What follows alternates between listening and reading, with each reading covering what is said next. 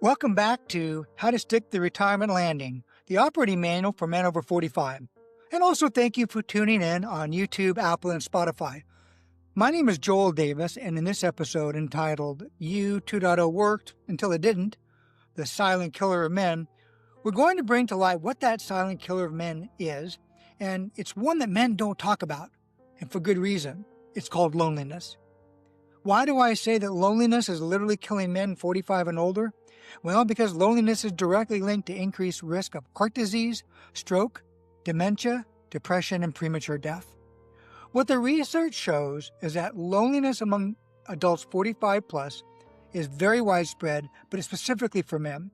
Men's social circles shrink dramatically in midlife.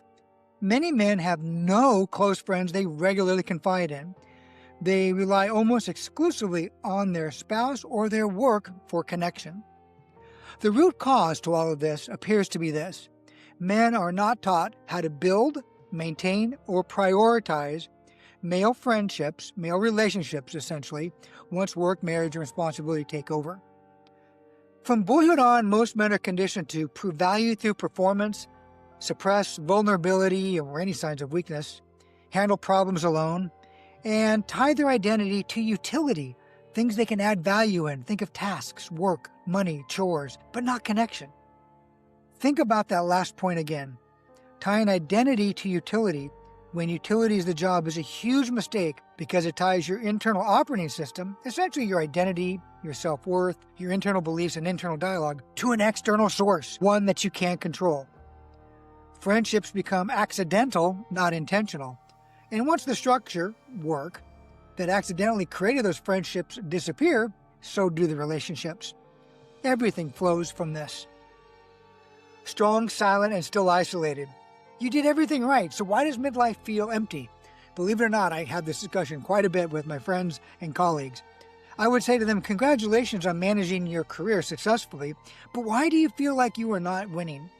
Why do you feel like you are missing something?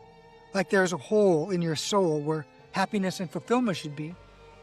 Well, in my discussion with these men, there are many reasons that could be driving this, but there are 5 that are very common. 1, work became the primary and often only social container. For decades, men outsourced connection to the office, the job site, the team, or the mission. And then when work changes, downsizes, goes remote, or ends, their identity collapses. Their social network disappears, and there's nothing to replace it. So what I've found in my life and life coaching is that men didn't lose friends, they just never built them outside of work. And even worse, they mistakenly conflated situationships they had at work with real friendships. Believe me, I know because I did that in my career as well. You quickly find out who is a real friend when you leave the company and are no longer in that other person's powertrain for their career. 2, marriage replaced brotherhood. Many men subconsciously treat marriage as, well, all my emotional needs are handled now. And over time, the wife becomes the sole confidant, male friends atrophy, and social planning gets delegated or disappears. Now, what happens when the marriage struggles, or there's a divorce, or there's a health challenge with one of the spouses, and basically stressors come down on that person's life, the man discovers he has no bench. What's worse is it's easy for men to get lazy. Why reach out to others when no one reaches out to you? Well, here's the answer. Because they're in the same position as you, but they don't know what you do now. Now that you know it, go do something about it. Be the bigger person and engage like your life depends on it, because it just might. 3, male friendship is built around doing, not being. Men typically have bonded, shoulder to shoulder around sports, projects, work, shared struggles, those kinds of things. Then as aging happens, they are struggling with physical capacity and energy. They may not be able to participate in many of those structured activities. And at the end of the day, what men realize is they don't know how to transition friendships into conversation, reflection, or just being emotionally present. So the result is, and I've heard a lot of my friends say this, is like, hey, we used to hang out, but now we just don't. There's no conflict. There's no fallout. There's just erosion. Number 4, emotional stoicism and shame about needing others. Most men over 45 were taught, don't complain, don't burden others, don't ask for help, and don't admit to being lonely. But loneliness creeps into their lives nonetheless and becomes silent, internalized, and maybe reframed by the man as, well, I'm just busy, or I'm fine, or I'm just tired. But by the time it's really, truly, deeply acknowledged, it's chronic. And that lie that they've been telling themselves is slowly killing them. Stagnation begins, growth stalls. Men begin to settle for a life that is not fulfilling or purpose-driven. 5. Loss of shared institutions that once forced or forged the connection. Previous generation had churches, fraternal organizations, unions, civic groups, and even just neighborhoods that stayed put, they didn't move. But modern men have highly individual lives, digital substitutes, lots of apps, social media apps specifically, transactional interactions, and a lot of entertainment and escapism instead of engagement.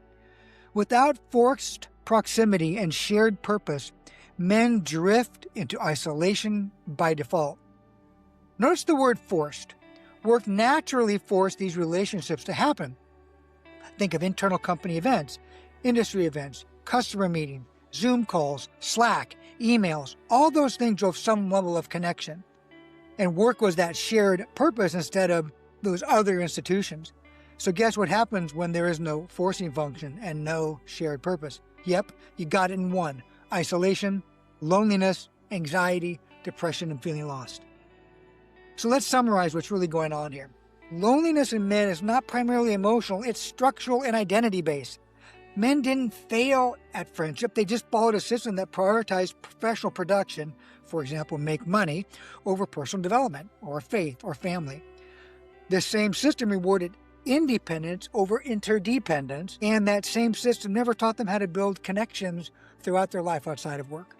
And so when the system ends work, the man is left unsupported.